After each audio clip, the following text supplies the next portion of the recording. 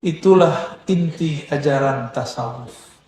Maka al-ihsan melahirkan ilmu zuhud, ilmu tazkiyatun nafs, ilmu mengenai zikir. Ilmu ini dikumpulkan oleh ulama, namanya tasawuf. Cuma sayang hari ini orang trauma dengan nama tasawuf. Mana ada syaitan diam-diam membiarkan tasawuf berkembang? Gak mungkin. Tasawuf itu penakhluk syaitan. Maka tidak mungkin syaitan membiarkan orang belajar tasawuf. Maka dia buatlah konspirasi di kalangan orang beragama. Ada orang tidak waras belajar agama, gila. Dia kata, tuh orang belajar tasawuf jadi gila. Sebenarnya orang itu sudah gila sebelum belajar tasawuf. Saya saksi kepada Allah. Saya menyaksikan orang tidak waras belajar tasawuf tambah gila. Tapi kalau yang belajar seperti Pak Kiai awal, belajar tasawuf tambah terang kalbunya. Karena dia sangat waras akalnya. Sangat terang jiwanya. Tapi kalau orang gelap pikirnya, dia belajar tasawuf tambah gelap juga. Bapak saudara makan Allah, jika tasawuf itu ihsan, menolak tasawuf boleh nggak? Jika tasawuf itu isinya ihsan, menolak tasawuf, menolak Rasulullah Sallallahu Alaihi. Cuma mereka sekarang kutip imam kita, Imam Syafi'i. Apa kata mereka? Imam ente ngomong. Emang Imam Syafi'i bukan imam ente juga? Jika orang bertasawuf pagi ini, maka sore dia akan seperti orang dungu. Ya salah. Kalam Syafi'i tidak bermaksud begitu. Imam Syafi'i nyindir orang pakai baju sufi yang saya sebutkan tadi, sibuk dengan penampilan zahir, tapi tidak ngaji. Saya suka sekali dengan redaksi Pak Kiai tadi. Kita di sini ngaji. Kalau ngaji aslinya ada kitabnya. Cuma kitabnya lagi saya hafalkan aja ya. Bapak cukup dengar saya aja yang bacakan hadisnya. Itu hadis 2 halaman. Ada yang hafal? Hadis 2 halaman itu. Hadis pertama di Sahih Muslim. Hadis pertama di Sahih Muslim. Dari al-ihsan ini muncullah ilmu tasawuf. Dari tasawuf muncullah namanya thariqah. Dari thariqah adalah mursyid, adalah murid, adalah cara zikir, adalah cara suluk, adalah cara kita berubudiyah kepada Allah supaya kalbu lebih terkoneksi kepadanya. Jika fikih merasa dipandang zahir kita, sedangkan iman merasa memandang dengan akal kita, sedangkan ihsan merasa memandang dengan ruh, dari kalbu masuk ke dalam ruh.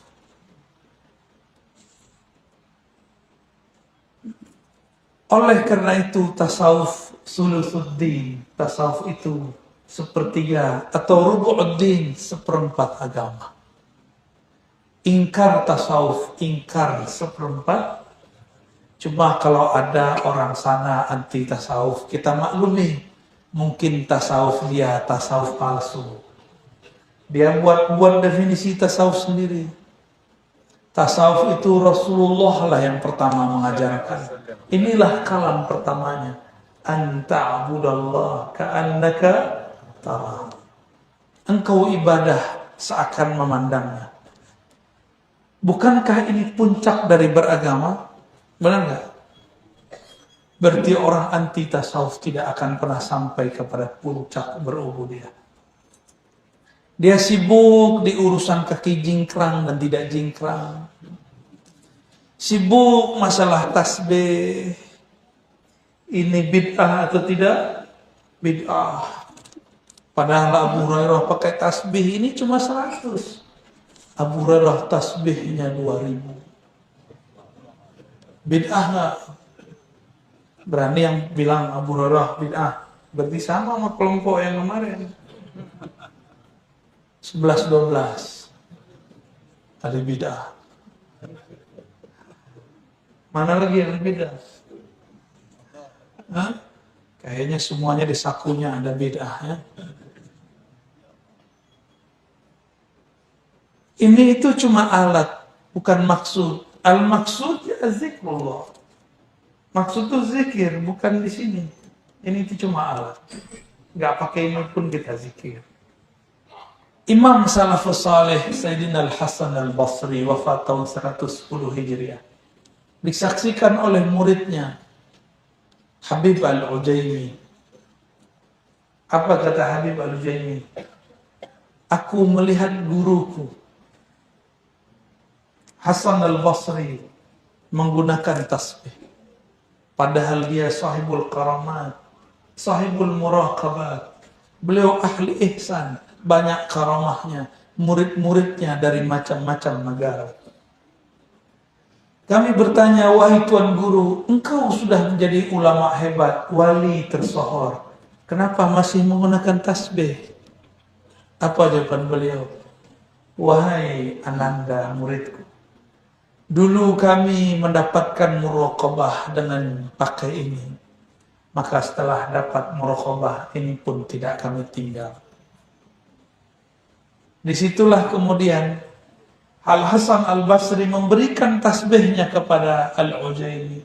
Al-Ujaimi memberikan kepada Daud At-Tai.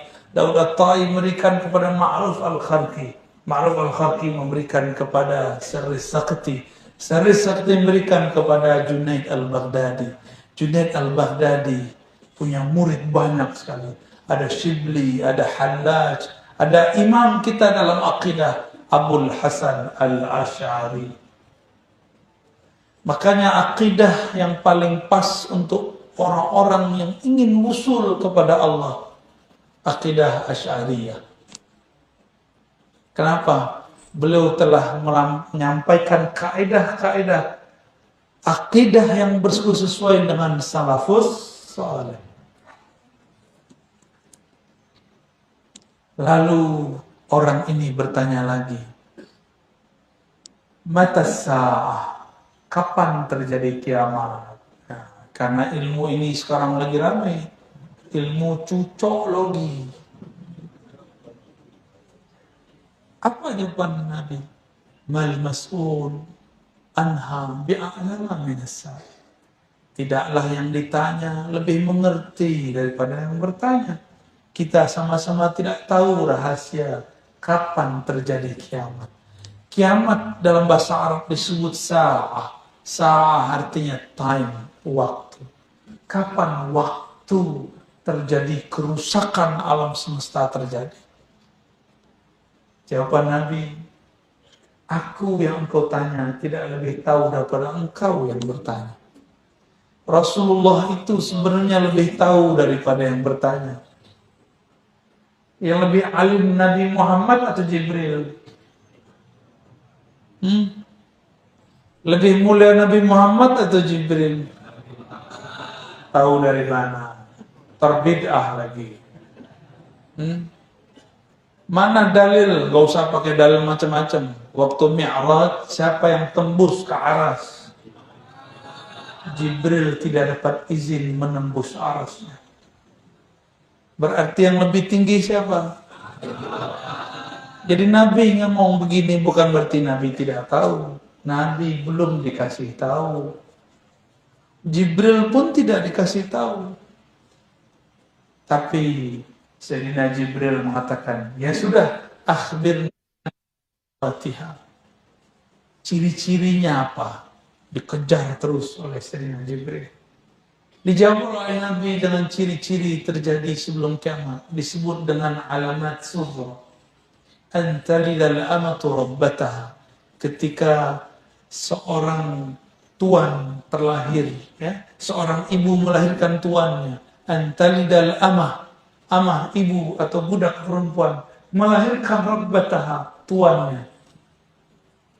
Dulu kalau ada budak perempuan digauli oleh suami, oleh tuannya, lahir anak, anaknya menjadi tuannya. Itu dulu. Kalau sekarang lain, anak-anak sekarang semena-mena kepada ibunya. Itulah antalidal amatu rabbataha. Lalu yang kedua apa? Wa antara al-huffata al-urata alata. Engkau melihat ada orang-orang yang miskin, kismin, atau kismin, miskin 101%. Ra'yul ghanam kerjanya, ya, itu menunjukkan strata paling biasa di Arab. Dia pengembala domba. Kerjanya itu. Ya tatawaluna fil bunyan. Dia nyeker tapi bisa bolak-balik masuk bunyan, gedong.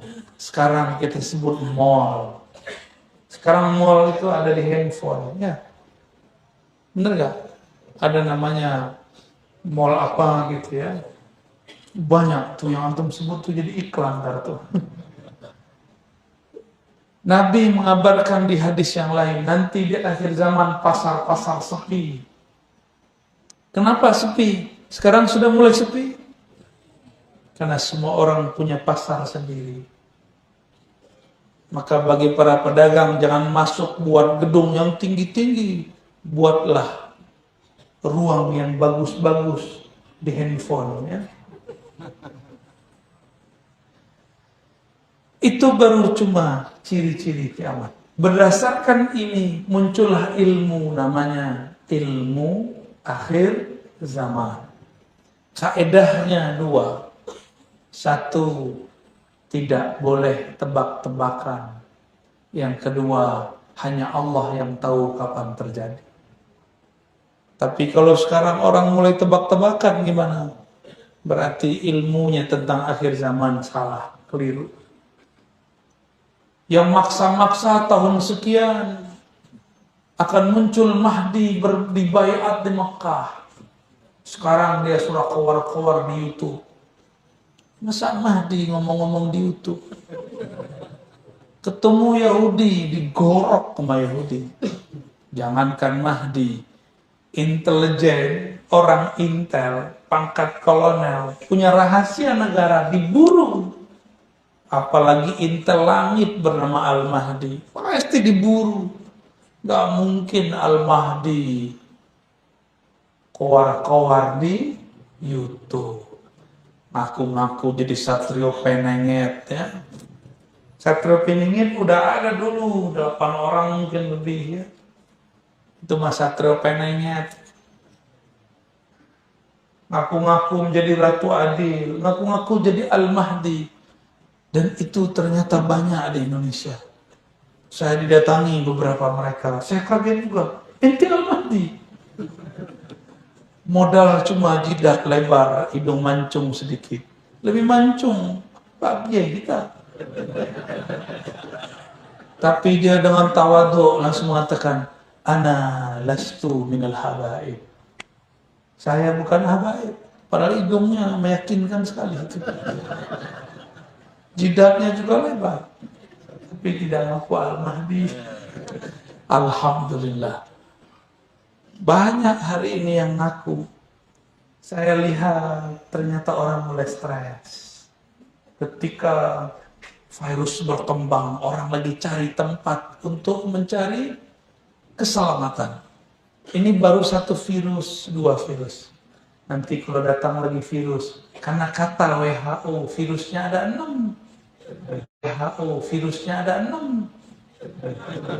Siap-siap tegang, ya. Sisa berapa lagi? Habis 2. 4 lagi, Pak. Nanti tambah banyak yang mengaku Al-Mahdi. Saya akan selamatkan umat manusia. Dia aja nggak selamat besok karena COVID.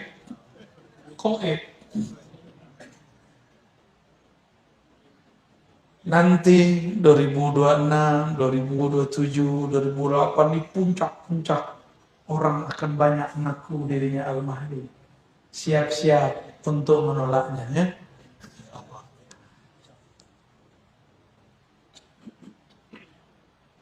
Ilmu mengenai ini sudah ditulis oleh Imam Suyuti, oleh Imam Tabari, Imam Ibnu Katsir.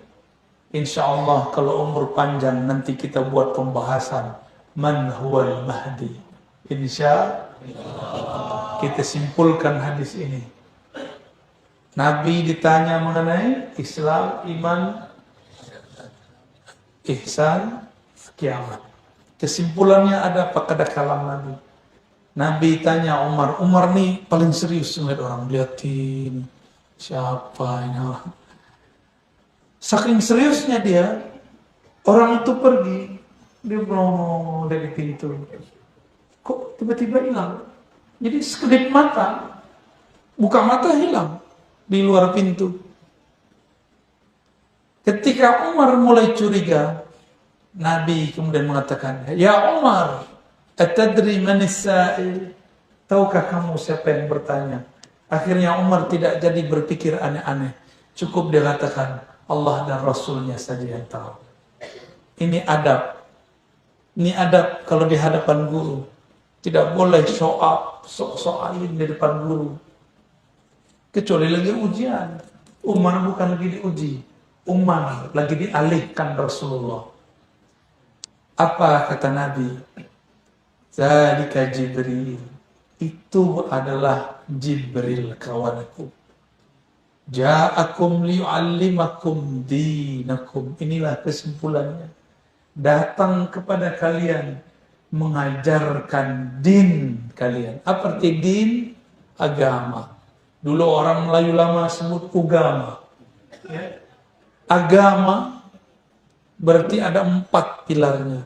Seperempat pada fikih muncullah mazhab al-Islam. Maka ketika orang ingin al-Islam, berfikih, wajib bermazhab. Masjid Syaiful Islam, mazhabnya apa? Yakin? Serius? Alhamdulillah, nyambung kepada Rasulullah. Yang kedua, akidah. Akidah di sini akidah apa? Ahlussunnah, riwayat Imam Asy'ari. Riwayat, harus ada periwayatnya, nggak boleh langsung bilang kalam Allah, kalam Rasul. Kita kan nggak ketemu dengan Rasul. Dan yang ketiga,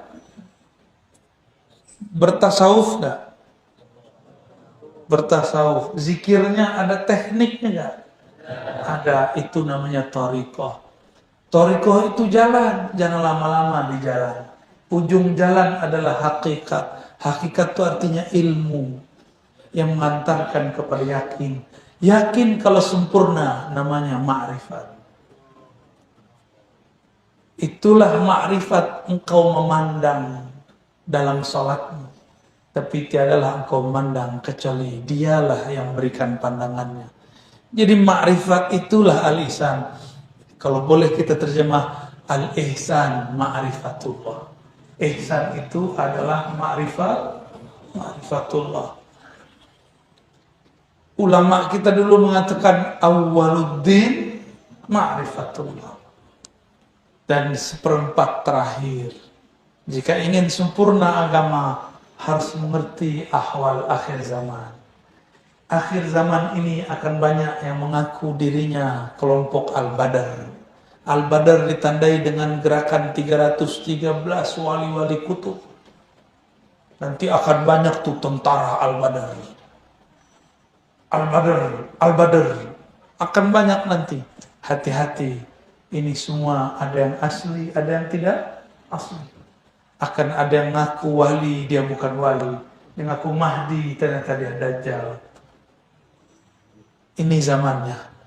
Maka jangan hanya berhenti pada ilmu thariqah. Harus mulai belajar ilmu akhir zaman. Saya pun baru paham 2 tahun ini ketika diberi Allah hadiah corona. Maka saya bersyukur ada corona. Karena saya mengerti ilmu ma'rifat akhir zaman. Inilah awalnya. Ya. Kalau Bapak Ibu umur panjang akan paham apa yang saya maksud. Wallahu a'lam bishawab. Apakah kita dapat usul sampai kepada rasa memandang Allah itu dengan zikir-zikir yang diajarkan guru. Tentu karena Allah mengatakan dalam hadis qudsi, riwayat Imam Bukhari, hadisnya sahih, ana ma'ahu idza dzakar. Aku bersamanya jika dia menyebut-nyebut aku, jika dia mengenang-menang aku. Jadi sebenarnya Allah itu sudah bersama kita, Pak. Cuma kita yang tidak merasa bersama Allah. Karena kita belum kenal kepada Allah. Kalau kita kenal dengan Allah, Allah itu tiada satu biji zarah pun di alam semesta, melainkan di situ ada Dia. Pandangnya, ilmunya, rahmatnya. Maka Allah ini dekat sekali. Tapi Allah itu paling dekat ke dalam diri manusia.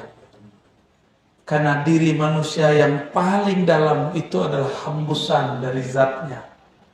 Maka kedekatan diri manusia tidak hanya kedekatan ilmu, kedekatan zikir, tapi kedekatan penghembus dengan yang dihembuskan.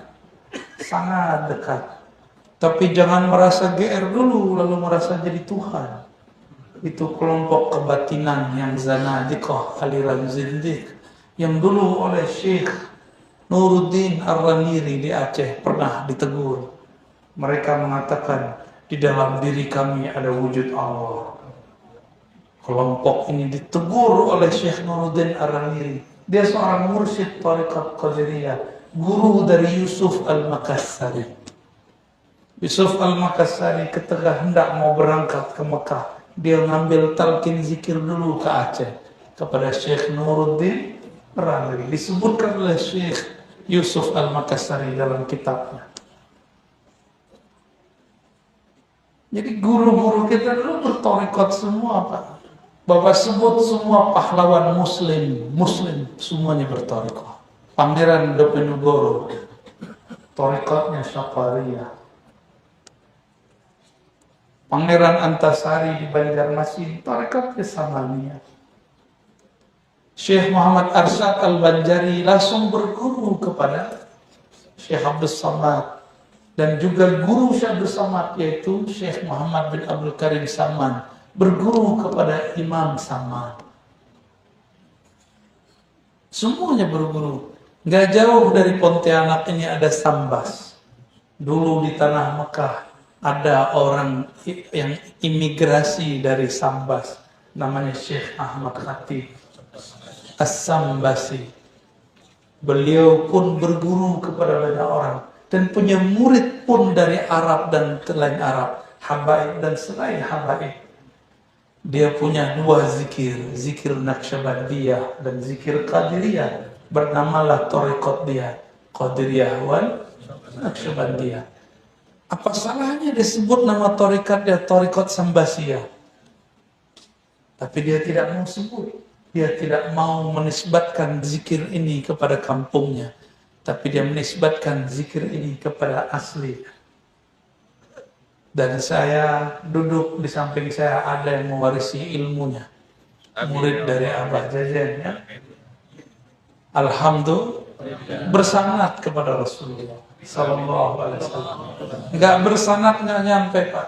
Coba naik lantai 2 tanpa tangga, bisa nggak?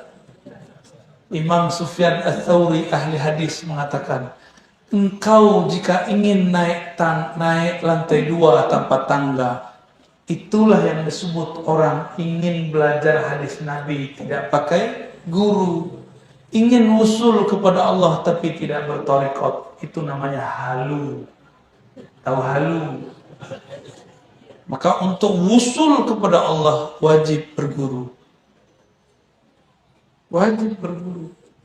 Ya. Pertanyaan kedua beliau, yang usul itu apa? Yang dipandang itu apa? Jangan salah pandang. Kolbu ini tidak sanggup memandang Allah. Kolbu itu hanya sanggup dipandang. Tapi sekali merasa dipandang itu muncul, mungkin antum akan bergetar. Baru sebut namanya, Jika terkoneksi kolbu dengan yang punya nama, wajilat qulubuhum, bergetarlah kolbu. Kalau kolbu bergetar, taqsha'iru minhu juludul ladzina yakhshawna rabbahum. Surat Az-Zumar. Jika disebut ayat Allah, dibacakan nama Allah, bergetar, merinding seluruh tubuh. Makanya diekspresikan dengan zikir yang bersuara, supaya tubuh ini tidak meracau. Nggak sakau, Pak. Jadi zikir itu dia punya candu. Candunya lebih dahsyat daripada narkoba. Dan dia menghadang narkoba. Makanya dulu Sahibul Wafa, ya, Syekh Abah Anom, itu ngobatin orang kecanduan pakai zikir keras untuk melawan sakau. Orang sakau dibawa zikir keras, sembuh. Pasti sembuh. Karena zikrullah, la ilaha illallah adalah afdal zikir. Zikir paling dahsyat. Langit bumi pun runtuh kalau la ilaha illallah ada. Nabi Musa bertanya, Ya Rabb, khussani bi'amalin. Khususkan dong aku dengan suatu amal ya Allah. Itu Nabi Musa, karena beliau bisa berbicara dengan Allah. Apa kata Allah? Kul ya Musa, la ilaha illallah. Apa kata Nabi Musa? Ya Rabb, ini mah semua orang juga tahu. Saya pengen yang spesial. Nabi Musa aja alay dikit ya. Tapi sama Allah, manja-manjanya dengan Allah. Karena Allah itu nggak tegang, Pak. Allah itu senang dengan hamba yang bermanja-manja, yang beralay-alay ria dengannya. Itu yang disebut munajat. Munajat itu artinya bermanja-manja kepada Allah. Jangan manja-manja dengan makhluk. Kecewa. Beralay-alaylah dengan Allah. Ya Allah, ya Allah, gitu. Itu namanya beralay-alay, Pak, ya. Lalu Nabi Musa mengatakan, ditegur oleh Allah, wahai Musa, kamu lihatlah hakikat kalimat ini. Lalu timbanglah dengan langit dan bumi. Apa yang terjadi? Diperjalankanlah Sayyidina Musa ke masa kiamat. Di saat itu ada orang yang dihisab. Ketika dihisab tiada amal baiknya. Maka malaikat pengazab pun menyeret dia, sudah hampir di depan neraka. Allah berkalam, tunggu, engkau belum timbang kolbunya. Bedahlah jantungnya, bukalah kolbunya. Apakah ada namaku di dalamnya? Malaikat pun tidak tahu jika kolbu menyebut nama.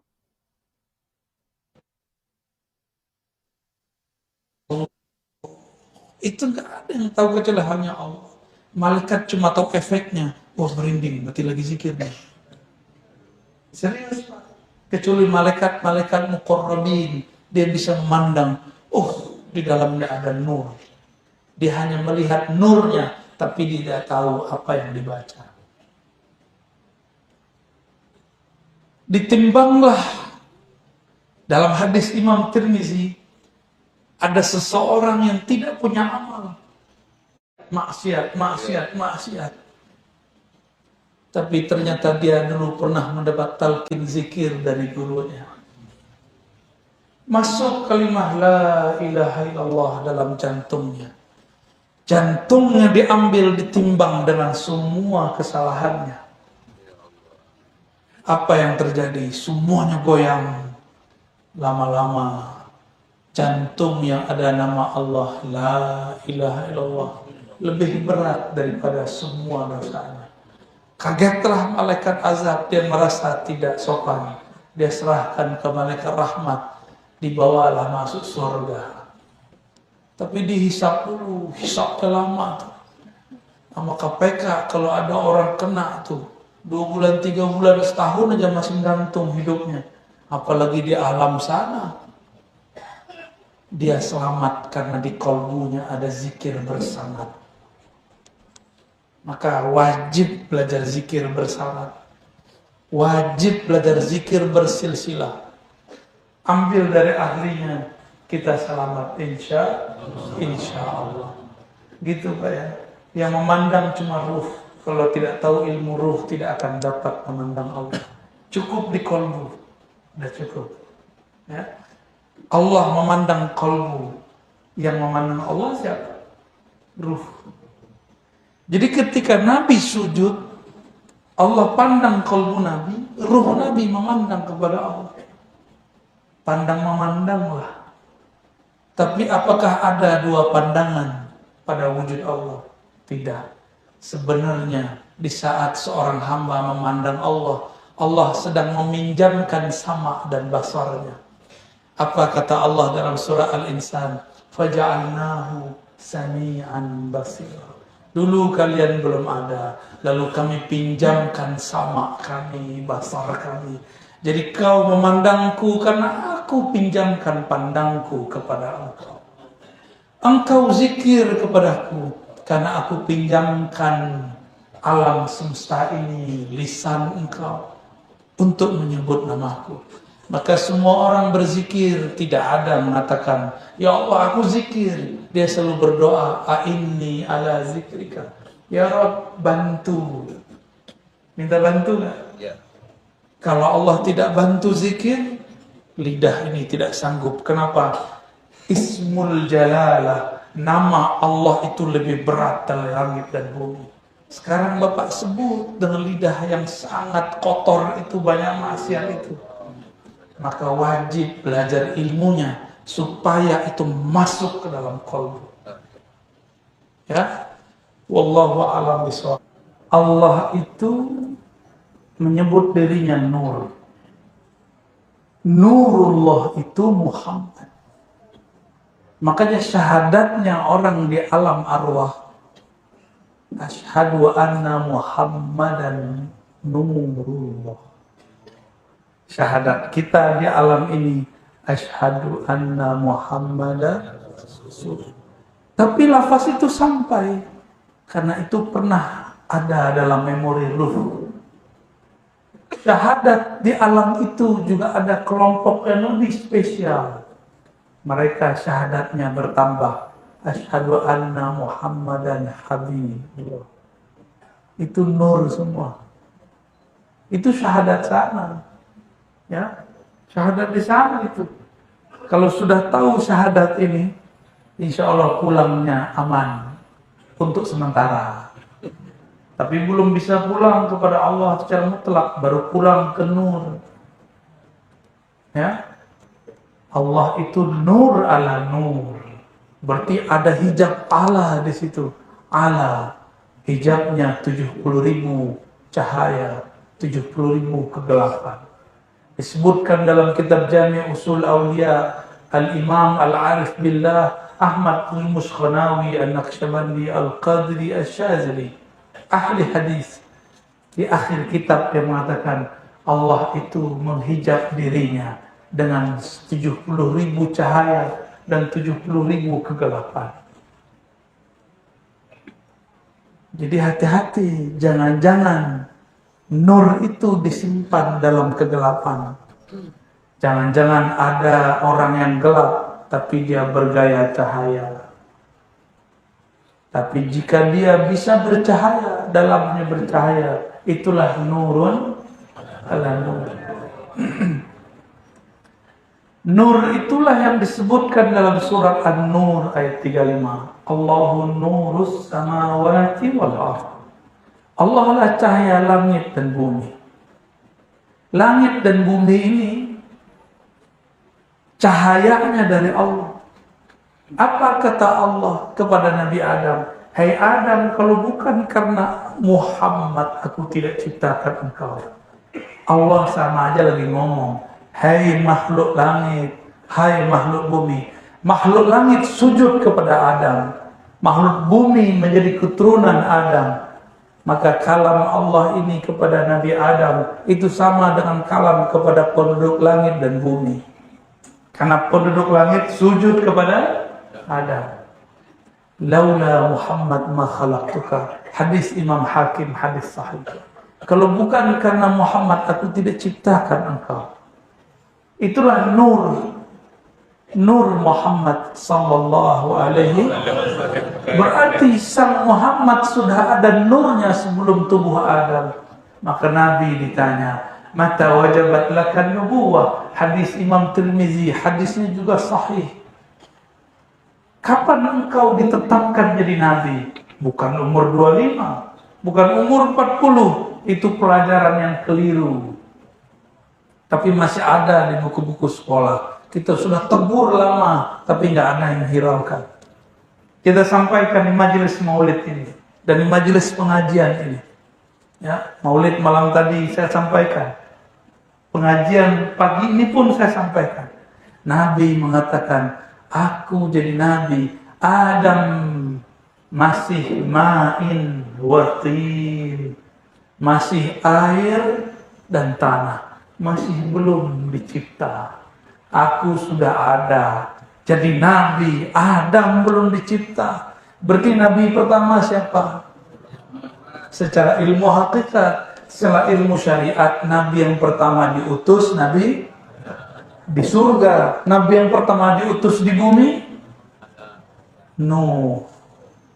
Nabi Adam tuh Nabi surga. Turun ke bumi. Apa kata Nabi Adam nanti ketika di akhirat? Datanglah kepada Nuh. Ketika semua keturunannya minta pertolongan syafaat kepadanya, Nabi Adam nolak. Jangan kepada saya. Saya yang membuat kalian terusir dari surga. Padahal Nabi Adam tahu itu takdirnya. Tapi itu cara Nabi Adam ngeles. Nabi Adam bisa ngeles. Ngeles yang benar. Kalian ke bumi, itu saya penyebabnya. Ya iya, kalau nggak ada Nabi Adam, nggak ada kita kan? Akhirnya beliau mengatakan, datang ke Nuh, dialah awal Rasul. Nabi Adam awal Rasul, Nabi di langit. Maka Nabi Adam itu ngajarin malaikat. Guru murid mulia mana? Adam gurunya malaikat mulia mana?